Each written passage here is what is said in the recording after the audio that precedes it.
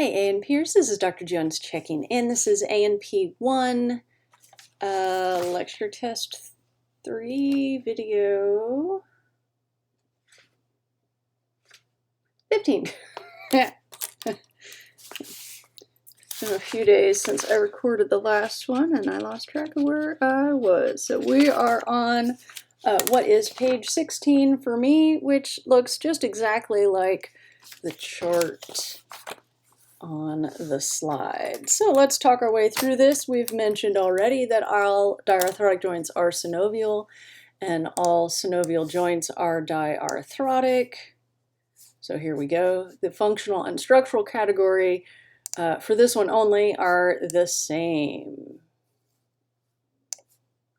Okay, so the synovial joints are what we think of as joints.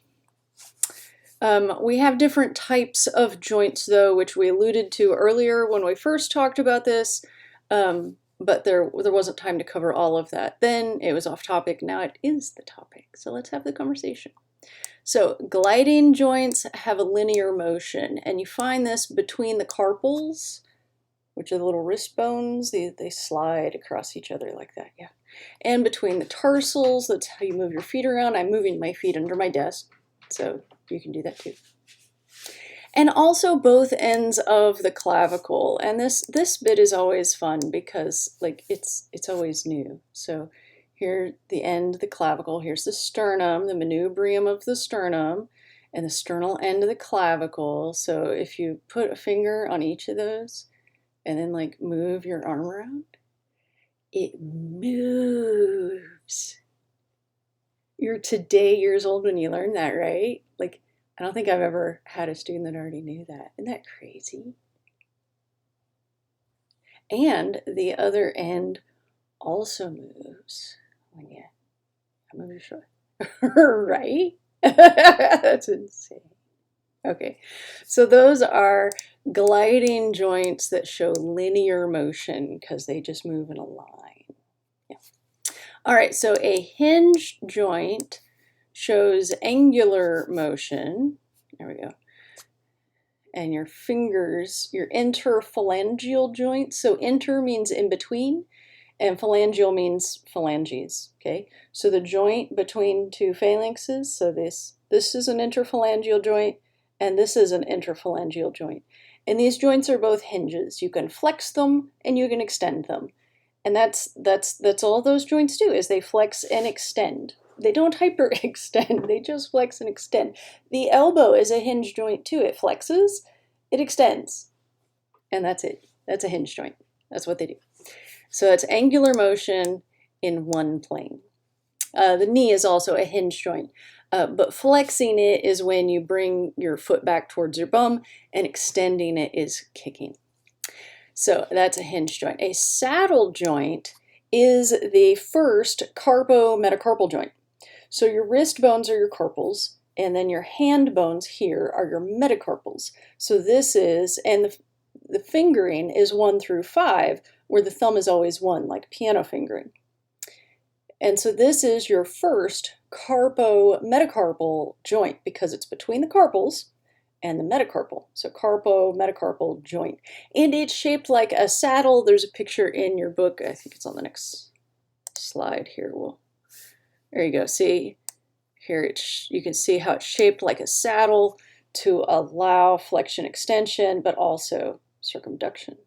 So that's how we have opposable thumbs, is that carpo-metacarpal joint is a saddle joint. So base of the thumb.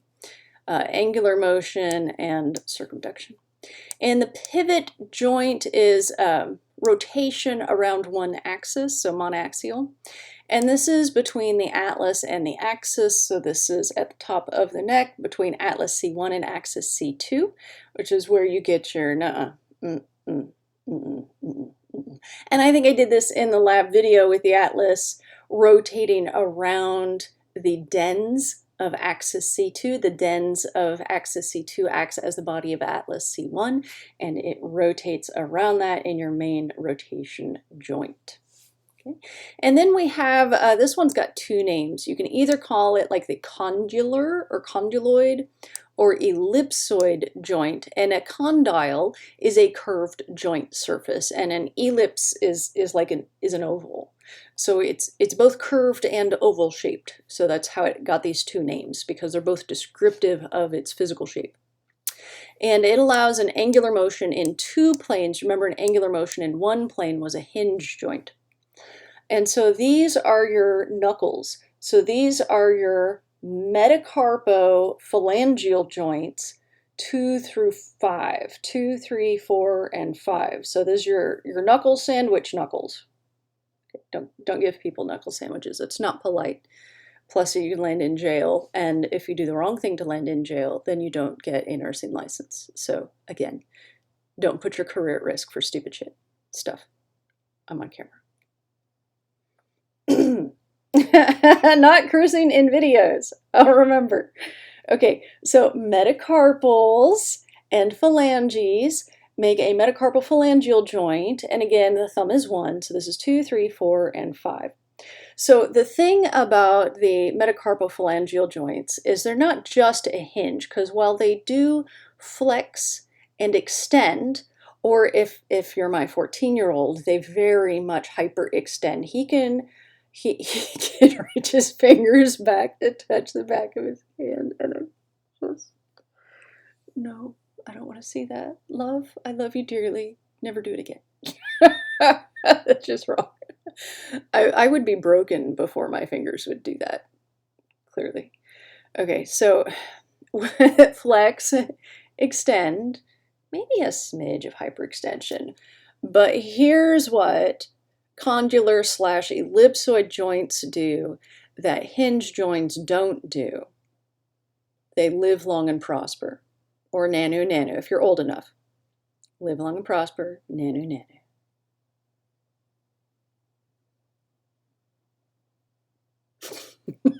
Everyone always freaks out when I do that. I can do that with the other hand too. Or if you play strings, string players, that's why I learned to do that, because I played viola for a couple of years. The instructor always made me cry though. Like I was supposed to practice at home or something. Yeah, that didn't work. So that's the condylar and ellipsoid. They're the and it's the same on the toes, the metatarsophalangeal joints, the toe knuckles. And then the ball and socket joint, we've talked about that before. The shoulder and the hip are the ball and socket joints. They show angular motion, rotational motion, and circumduction. I got a bit of a bum shoulder, so mine doesn't quite do all of that anymore, but that's what shoulders are supposed to do. All right, so here is your picture from the book. Let me get my face out of the way. And you can see the gliding joint here at the sternal end of the clavicle, hinge joint at the, that's an elbow. And then there's a little rotational pivot joint. Some more, that's the other condylar joint. So the radiocarpal joint. That one's not off the top of my head, so that one won't be on the test. Metacarpophalangeal joints 2 through 5 is the one that sticks in my head, so that's the one that shows up on the test. And then the saddle joint, the first carpo-metacarpal joint, and then of course the ball and socket joints are the shoulder and hip. All right, so now let's list the movements of the cervical spine. I don't think I have a picture for this. Oh, well, here. No, that's the next question. Okay, so the movements of the cervical spine is the neck. The movements are, and I think we may have said this when we were learning the movements, but let's make sure we've got it all written down in one place. You've got, if you look down at your toes, if you're navel gazing?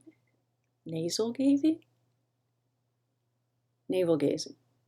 you're looking at your belly button, then you are in flexion. If you bring your head back up to anatomical position, that's extension. And if you're looking at the ceiling, don't do this if you've got bright lights over your head. That's hyperextension. Okay, what if you look over your left shoulder? That is left rotation. What if you look over your right shoulder? That is right rotation. And this next term is a term that our book does not use, which I cannot understand. Our book calls it moving your shoulder to your ear, like the technical term is complicated. It is not. The technical term is lateral flexion. Okay, so moving your left ear towards your left shoulder is left lateral flexion. Moving your right ear towards your, oh, that's such a nice stretch. Right lateral flexion. Okay, so movements of the C-spine.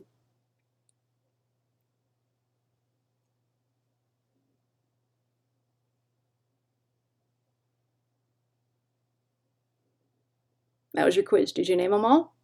Rewind it and keep watching it until you can name them all as I do them.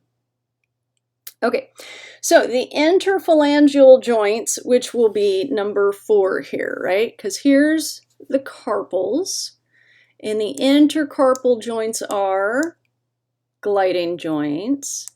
And here's your first carpometacarpal joint, so that's a saddle joint. And then here we've got the metacarpophalangeal joints 2 through 5. We'll add our little Roman numerals here.